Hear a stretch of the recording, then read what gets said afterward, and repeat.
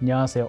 한성과학고 27기를 졸업해서 현재 서울대학교 화학부에 재학 중인 김병주라고 합니다. 안녕하세요. 한성과학고 27기 졸업생 조영래이고 저는 고려대학교 생명공학부에 재학 중입니다.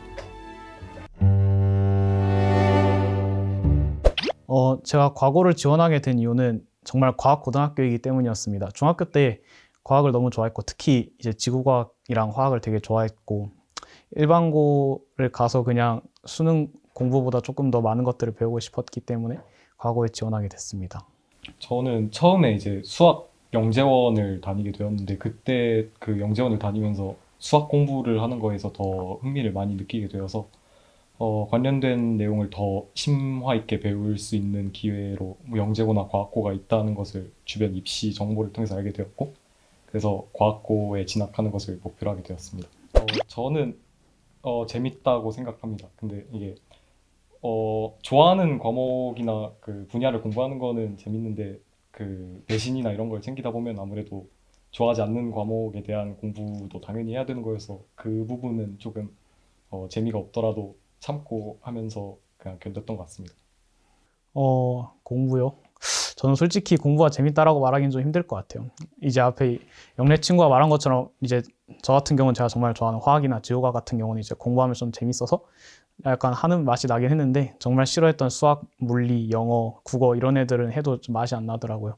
하지만 어쨌거나 내신이니까 해야 되고 그렇게 꾹꾹 하다가 또 가끔 성적이 또 오르기도 하면 또 재미가 붙기도 하더라고요. 그래서 기본적으로 재미는 없는데 그래도 할 만은 하다라고 생각을 합니다. 과거 면접 준비 같은 경우에는 저는 자소서가 가장 중요하다고 생각을 했어요. 왜냐하면 저라는 사람을 보여줄 수 있는 거의 유일무이하고 제일 중요한 자료이기 때문에 그래서 자소서를 작성하는데 한 달에서 2달 정도 굉장히 심혈을 기울였었고 면접 준비 같은 경우는 이제 저는 오히려 막 말하는 연습 뭐 이런 걸 하진 않았고 그냥 어떤 질문이 나오겠거니 하고 예상 질문 추려보는 식 정도로만 준비를 했었습니다.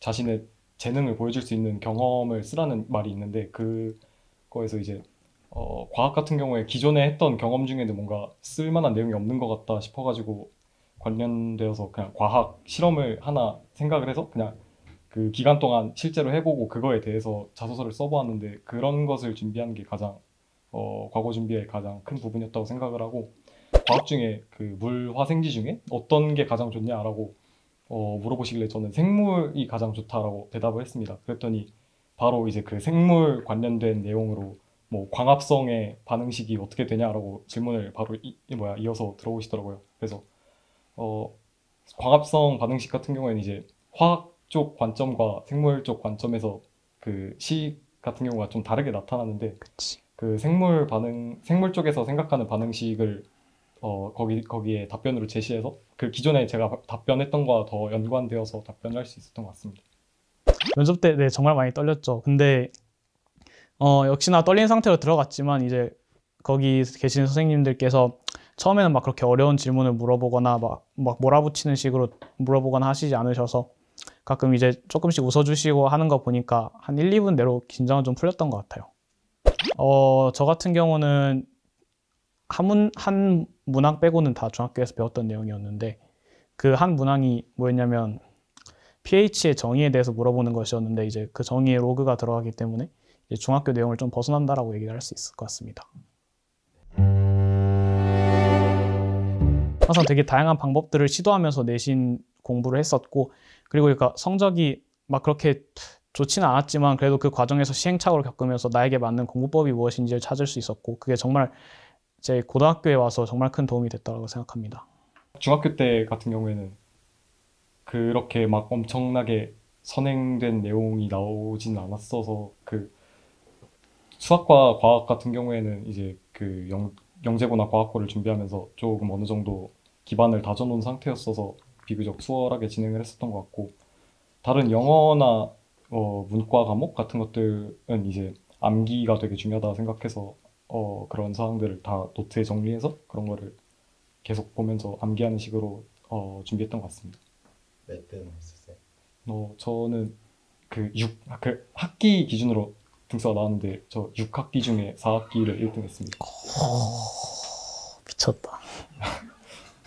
그 중학교는 제가 이제 그때는 생기부에 대한 생각이 별로 없었어요. 그냥 저는 그때 같은 경우는 이제 막 과거를 가고자 생각했는데 그거보다는 그냥 하고 싶은 거 하는 학생이었기 때문에 뭔가 생기부를 타겟해서 뭔가를 하진 않았고 그냥 제가 스스로 막 여러 가지 실험들 해보면서 그걸 이제 선생님께 막 찾아가서 보여드리고 예를 하나 들어드리자면 그 화학 공부를 하는데 납축전지가 너무 신기해서 납이랑 이런 거 사가지고 납축전지 실제로 만들어서 학교에 가져간 적도 있거든요. 그런 식으로 선생님들한테 제가 무엇을 하고 있는지를 저도 모르게 어필을 하고 있었고 그런 것들이 알고 보니까 나중에 선생님들이 다 생기부에 써주셨더라고요. 그러니까 그런 것들이 큰 도움이 됐던 것 같습니다.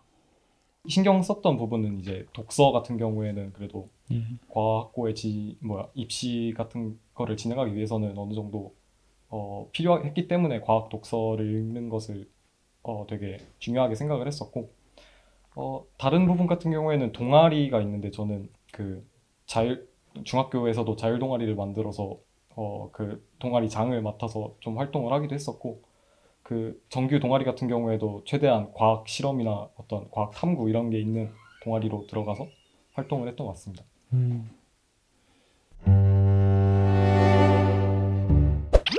기숙사 생활의 장점 같은 경우에는 일단 집에 안 가도 된다는 게 장점인 것 같아요. 왜냐면은 일단 대부분의 학생들이 그 학교와 거리가 먼 곳에서 살 텐데 저 같은 경우에도 거의 1시간 정도의 거리에서 살고 있었거든요. 그래서 이거를 만약에 기숙사가 없었더라면 이거를 제가 매일매일 아침에 일어나서 1시간씩 그 학교를 올 수 있었을까 싶어서 일단 그 기숙사에서 생활할 수 있다는 게 그거의 장점인 것 같고 또 장점은 그 주변에 친구들과 24시간 다 같이 생활한다는 것도 큰 장점인 것 같아요. 왜냐면은 이 친구는 어떻게 생활하는지를 보면서 배울 수 있는 것도 많고 그렇기 때문에 재미도 있고 뭐 여러 가지를 배울 수도 있어서 그런 건 장점인 것 같고 확실히 장점은 친구들이랑 24시간 지나면서 정말 정말 정말 친한 친구들을 만들 수 있다는 점 그리고 그런 친구들로부터 배울 점들이 되게 많다는 점 그런 거는 되게 기숙사의 큰 장점이라고 생각해요. 그리고 역시나 학교가 2분이면 바로 갈 수 있는 거리에 있다는 거나 뭐 이제 아침잠을 좀 더 자거나 그런 측면에 있어서도 되게 큰 장점이라고 할 수 있죠. 그리고 이제 단점 같은 경우는 제가 가장 크게 느낀 거는 이제 제일 초기에 적응 문제도 적응 문제지만 저는 이제 단체 생활이다 보니까 규율이라는 게 있잖아요. 그래서 그 규율에 어쩔 수 없이 자기의 그 생활을 맞춰서 생활해야 된다는 게 저는 되게 초반에 많이 힘들었고 끝까지 조금 힘들었던 것 같습니다. 그 정도를 단점이라고 볼 수 있을 것 같네요. 기숙사 생활 꿀팁은 제가 말했듯이 규율이 있지만 그 규율을 약간 어기는 삶을 사는 게 기숙사 생활의 꿀팁이라고 할 수 있습니다. 정말 규율대로 맞춰서 살면 딱딱하고 재미없고 그냥 힘들기만 하고 과거 생활이 지루할 텐데 이제 살짝씩 뭐 비행 좀 말이 그런가? 조금 그러니까 자신의 욕구를 충족시킬 수 있는 그런 자잘자잘한 소확행들을 하다 보면 굉장히 기숙사 생활이 풍요로워질 것입니다. 그게 정말 꿀팁이라면 꿀팁이 되겠고 학생들이 혹시 과거로 가서 기숙사 생활하게 된다면 꼭 하실 수 있길 바랍니다. 제 일탈 비행 같은 경우는 저는 이제 핸드폰을 3개를 들고 다녔습니다.